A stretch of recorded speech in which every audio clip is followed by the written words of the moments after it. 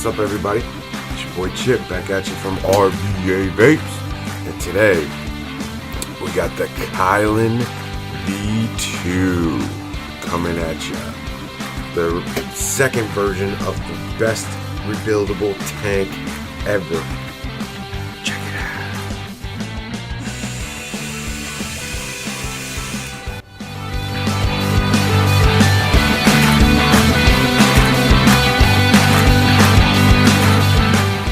And here is the KylinV2 from Vandy Vape.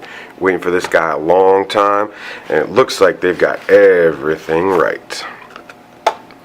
So, right off the bat, you can see it comes with some triple fused Claptons made out of N80 nichrome. Again, you've got your millimeter guide for the legs.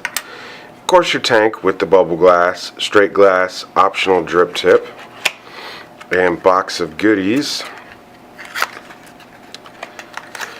Got your extra grub screws, 510 drip tip adapter, O-rings, and your Allen key there. And of course your instruction manual. So let's get to the star of the show here, the KylinV2. You can see it's got dual airflow on the bottom, adjustable, gold plated 510, and the biggest difference with this guy is under the hood. If you look for that little arrow though, you can see we got a slide fill mechanism now, which is very cool. I like this 810 drip tip that's on it. And when you pop the hood, ooh, very nice. Of course your convex or concave airflow right there, so it's rounded, it's going to enhance the flavor. Looks like the chimney opening is slightly larger than it used to be. Clearly, this deck is the star of the show. So you can see they've got kind of a combination between the original airflow on the sides there and the Kylin Mini airflow right across the bottom with the holes drilled in it. You can also see they've upgraded the wicking holes. They're much bigger, and you can see they're much bigger on the side profile as well. But the other big difference I've noticed is they've changed the grub screw locations. Instead of being underneath where the cotton goes, they're actually on the side. And kind of angled as well. You can see the bevel right there. So we're going to go ahead and throw this build on this bad boy so you can see how it's done. Obviously the first thing we're going to do is loosen up these grub screws here. Now you can see that the insulation goes right through here, so the coils have to be run this way. This is going to be your positive block, and this is going to be your negative block. So you could do one single coil right down the middle there, one leg to one leg, but we're going to do a dual coil setup because it comes with two of these beautiful tri-core fused Claptons. So with everything, I'm actually going to add a wrap just to give it a little bit more resistance and surface contact. Now when we put this guy in here, using our mark right there, you can see where to cut the legs off. Go ahead and drop them in there like so. Tighten these boogers on down. Now I don't worry about the positioning too much in this part. We're just getting them in there, and then once they both fit, we'll go ahead and set them up where we want them to go.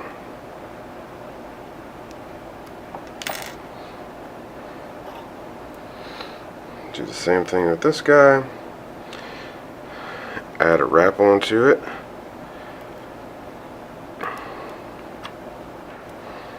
Snip it off. Alright. Now this is the part where we're going to position them. So I always pull it up and away from the post just to get all the slack out of it. Now if you look at these two, you can see this one's a little bit further to the outside, this one's a little bit further to the center. So ideally what I'm trying to do is give it a clear path to the airflow on both of them, so that we've got sufficient airflow, but we're also getting the airflow right underneath the coils.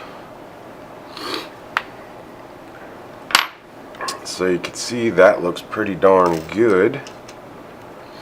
So now we just double check our leads here. Make sure everything is nice and tight. Oh, see how it's spread there? We'll fix that in a second. And the reason we rake them like that is to get a harmonic balance so that they're both firing at the same time. And you're not going to get much better than that, boys and girls. So, last thing I'll do is just brush them off a little bit, because if you do pinch and pulse nichrome, you see how it gets that little greenish color to it. You want to try to knock off as much of that as we can, because it will affect the flavor a little bit.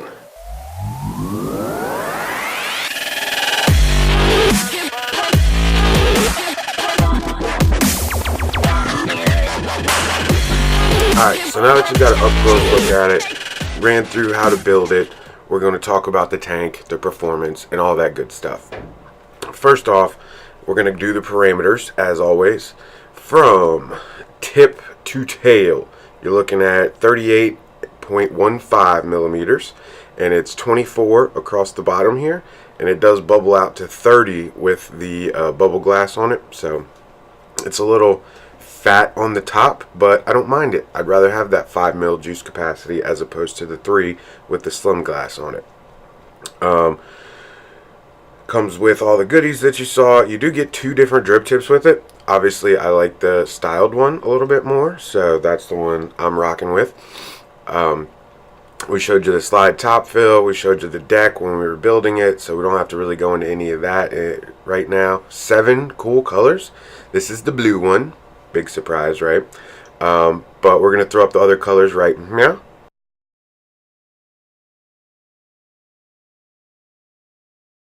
So you can see they've got a couple new colors in this version. I really like that matte gray. It's kind of a cool look. Kind of like a battleship gray, if you will. Very industrious. But the black and the gunmetal, it's really hard to tell the difference in pictures, but if you look at the drip tip, the gunmetal comes with purple and the black comes with red. Black and red drip tips is kind of like their signature now. And you know, this blue's a little bit darker than some of the other ones that we've seen, but I kind of dig it. It's like a metallic navy kind of vibe, so that's why I chose to go with this one. So you saw the build tutorial. You know, with regard to the wicking, the biggest thing is just to make sure that the wicks go down into the channels on the side. You don't want it to be too tight in there. It's not like a K-Fun. You want it to be a little bit loose in play. And you can see this one's wicking properly because you got them little bloop, bloop, bloop bubbles coming up there. So let's talk about the performance on this guy. Now, a lot of the new features I got to give very high praise. You know we love slide fill tops. The airflow, they've got this little internal scoop kind of thing that happens. It's kind of like a snowplow built under the deck.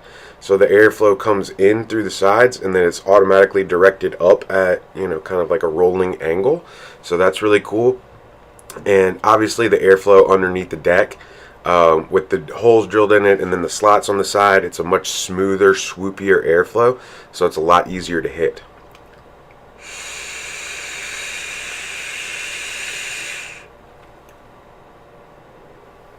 It does have a little bit more noise than the first version, but that's to be expected with the deck design that they're using. As far as the post design goes, I really like this post design. It makes a lot more sense to me, and it also keeps the screws from getting juice in them all the time, whereas the first version, the cotton went over top of the screws. On this one, they're on the sides, so when you screw that chimney down, it makes a nice seal. And the juice coming up through those larger enlarged juice wells keeps it from topping over. That's why you got to make sure you get the cotton all the way down to the bottom in there, because that's kind of your dam / wicking channel. So if you leave it too loose and don't run it all the way down, that's potential for leaking. This one I've been running for about a week now and haven't had a single drop of leakage, so happy to report the KylinV2 does not leak. Other than that, you know, that's pretty much all the parameters as far as that goes. So let's talk about the performance. You know, the coils that it comes with are a tri-core fused nichrome Clapton coil, and I gotta say I'm fairly impressed with them. You know, I'm not a huge fan of fused coils to begin with. Personally, it's a little too hot for me. It kind of distorts the flavor, I feel like, but this one I think they did a good job with. It's got good flavor. You know, I'm still playing with the wattage on these nichromes. I've got it running at 60 watts right now.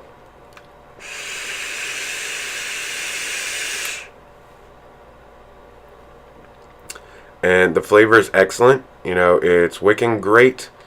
No leakage. I think the biggest plus is the larger juice capacity and the improved airflow. It's not more airflow necessarily. I think it's the same amount, maybe slightly more airflow, but drilling the holes down into the deck with the slots on the side gives you a couple of different things. It gives you different amounts of air coming through the middle versus coming through the sides, and it gives you a much smoother airflow, I feel like, where you're not pulling as hard to get full amount of vapor or the maximum amount of flavor out of it. It's a much easier, lighter pull.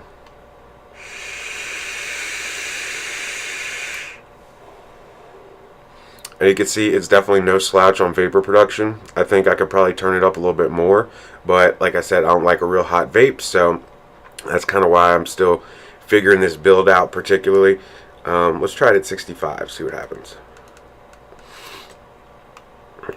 That's 3.9 volts.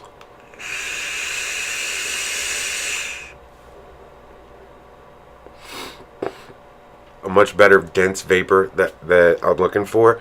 It's starting to get a little bit of flavor distortion, so I've had a little issue with the coils themselves, just trying to figure out where I like them.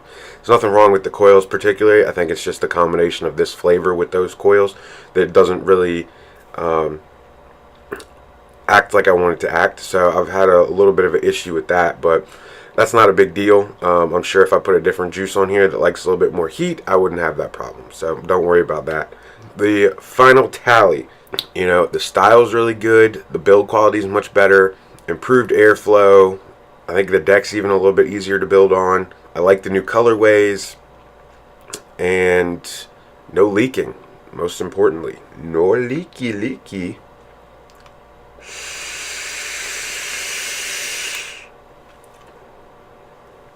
The flavor on it is just as intense as the V1. Probably a little more so. But I think it's just this juice that I chose to put in here is giving me a little bit of temper, or giving me a little bit of issue as far as flavor. But, you know, all in all, I can't really find anything bad to say about it. You know, it's everything we loved about the original Kylen, just ramped up. You know, they improved the airflow, they improved the build deck, they improved the juice capacity. They've got more colorways. And, you know, Vandy Vape doesn't make garbage, so the build quality is good. There's no leaking.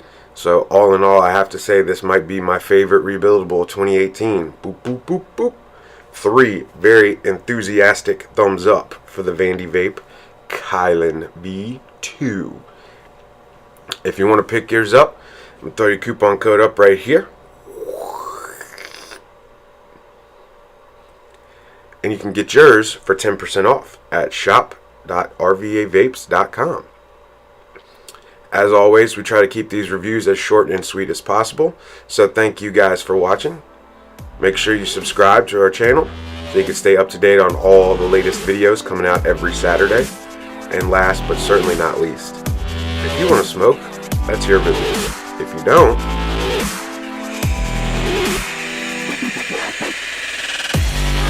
you know where we're at.